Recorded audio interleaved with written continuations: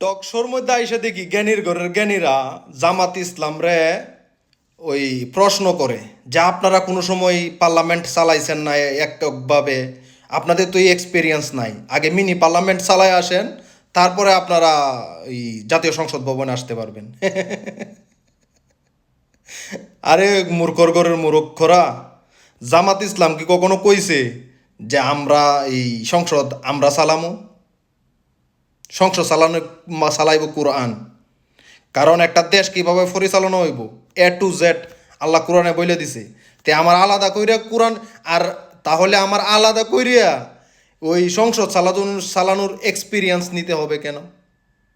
যেখানে আল্লাহ কোরআনের মধ্যে সকল এক্সপিরিয়েন্স দিয়ে দিছে যে তোমরা এখান থেকে শিক্ষা নাও আর এগুলা তোমরা ছড়াইয়া দাও। কারণ পুরাণেই তো পূর্ণ জীবন ব্যবস্থা, পুরা গাইডলাইন্স, একজন মানুষের জীবনের পুরা গাইডলাইন্স আছে কোরআনের মধ্যে। একবারে ঘর থেকে সংসদ ভবন পর্যন্ত কিভাবে চলবে, একজন মানুষের মাথা থেকে তলার থেকে মাথা পর্যন্ত কীরকম ইসলাম থাকবে, সব কিছু তো আল্লাহ কোরআনের মধ্যে দিয়ে দিছে। তাই আমার আলাদা করে মিনি পার্লামেন্ট কইরা এক্সপিরিয়েন্স নিতে হবে কেন? কেন আমাকে সিনেমা করতে হবে? কারণ আল্লাহ তো নিজেই কোরআনের মধ্যে সব কিছু বইলেই দিছে।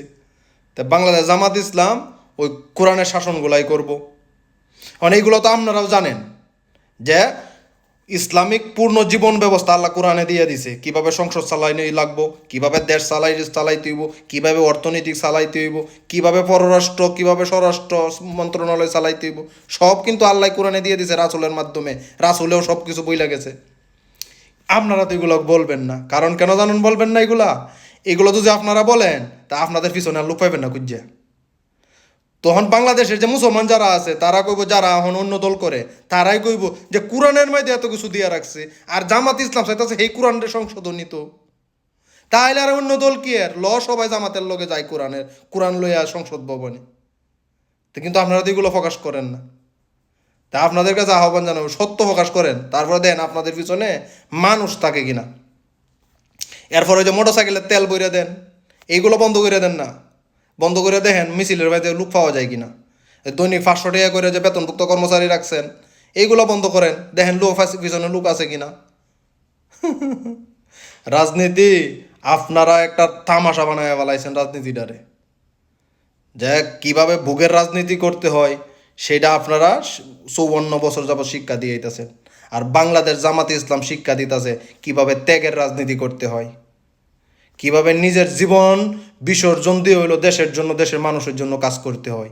সেই রাজনীতি বাংলাদেশ জামাত ইসলাম 54 বছর যাবত করে আইতাছে।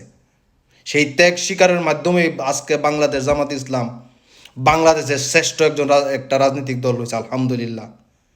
তাই আগামীর সংসদ ইসলামের সংসদ ইনশাআল্লাহ, আগামীর সংসদ কোরআনের সংসদ, আগামীর আইন কোরআনের আইন ইনশাআল্লাহ।